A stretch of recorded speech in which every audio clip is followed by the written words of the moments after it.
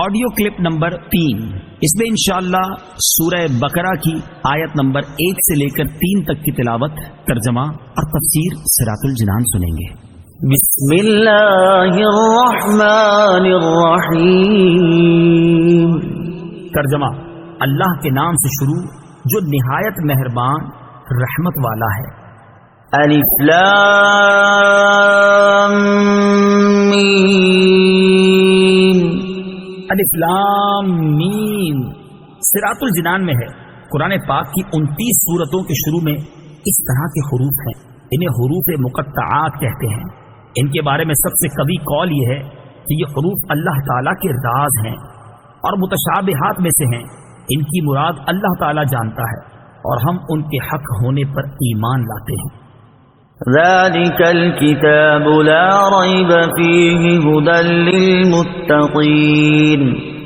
ترجمہ: وہ بلند رتبہ کتاب جس میں کسی شک کی گنجائش نہیں، اس میں ڈرنے والوں کے لیے ہدایت ہے۔ لا ریب، کوئی شک نہیں۔ تفسیر صراط الجنان میں ہے۔ آیت کے اس حصے میں قرآن مجید کا ایک وصف بیان کیا گیا کہ یہ ایسی بلند شان اور عظمت و شرف والی کتاب ہے جس میں کسی طرح کے شک و شبے کی کوئی گنجائش نہیں، کیونکہ شک اس چیز میں ہوتا ہے جس کی حقانیت پر کوئی دلیل نہ ہو، جبکہ قرآن پاک اپنی حقانیت کی ایسی واضح اور مضبوط دلیلیں رکھتا ہے جو ہر صاحب انصاف اور عقل مند انسان کو اس بات کا یقین کرنے پر مجبور کر دیتی ہے کہ یہ کتاب حق ہے اور اللہ تعالیٰ کی طرف سے نازل ہوئی ہے۔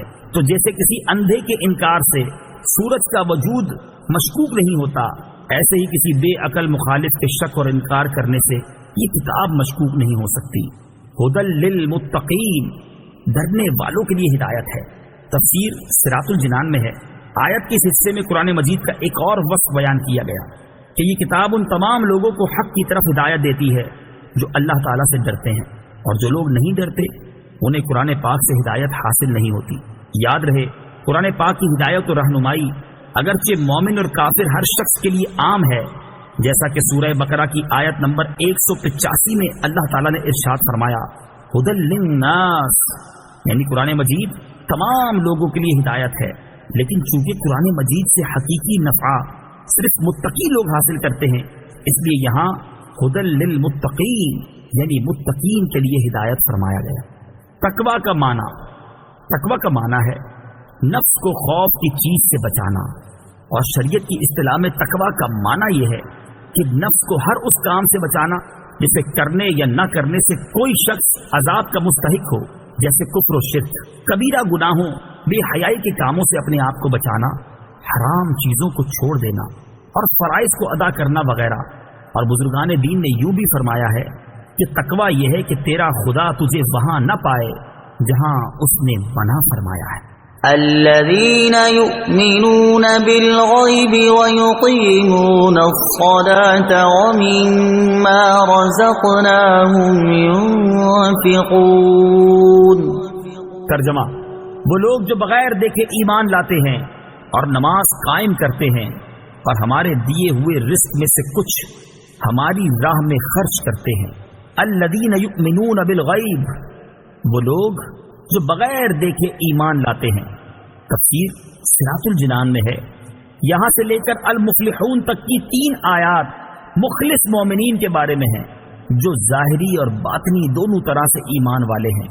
اس کے بعد 2 آیتیں ان لوگوں کے بارے میں ہیں جو ظاہری اور باطنی دونوں طرح سے کافر ہیں، اور اس کے بعد کی 13 آیتیں منافقین کے بارے میں ہیں جو کہ باطن میں کافر ہیں اور اپنے آپ کو مسلمان ظاہر کرتے ہیں۔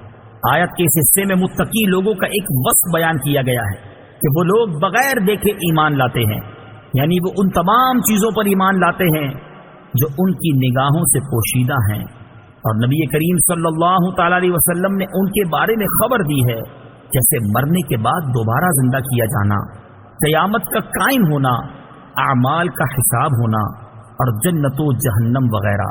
ایک قول یہ بھی ہے کہ یہاں غیب سے قلب یعنی دل مراد ہے۔ اس صورت میں آیت کے معنی یہ ہوں گے کہ وہ دل سے ایمان لاتے ہیں۔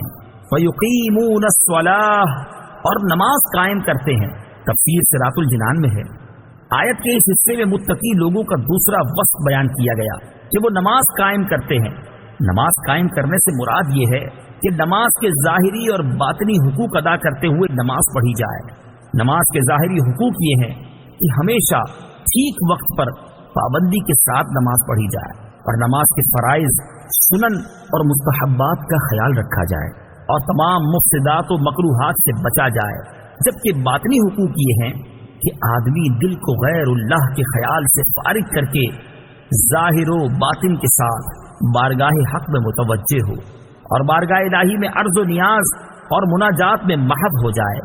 حضرت عقبہ بن عامر رضی اللہ تعالی عنہ سے روایت ہے، سید المرسلین صلی اللہ تعالی علیہ وسلم نے ارشاد فرمایا، جو بھی مسلمان اچھے طریقے سے وضو کرتا ہے پھر کھڑے ہو کر اس طرح 2 رکعت نماز پڑھتا ہے کہ اپنے دل اور چہرے سے متوجہ ہو کر یہ 2 رکعتیں ادا کرتا ہے تو اس کے لیے جنت واجب ہو جاتی ہے۔ حضرت ابو سعید خدری رضی اللہ تعالی عنہ سے روایت ہے، حضور اقدس صلی اللہ تعالی علیہ وسلم نے ارشاد فرمایا، جس نے جان بوجھ کر نماز چھوڑی تو جہنم کے اس دروازے پر اس کا نام لکھ دیا جاتا ہے جس سے وہ داخل ہوگا۔ وَمِمَّا رَزَقْنَاهُمْ يُنْفِقُونَ، اور ہمارے دیے ہوئے رزق میں سے کچھ ہماری راہ میں خرچ کرتے ہیں۔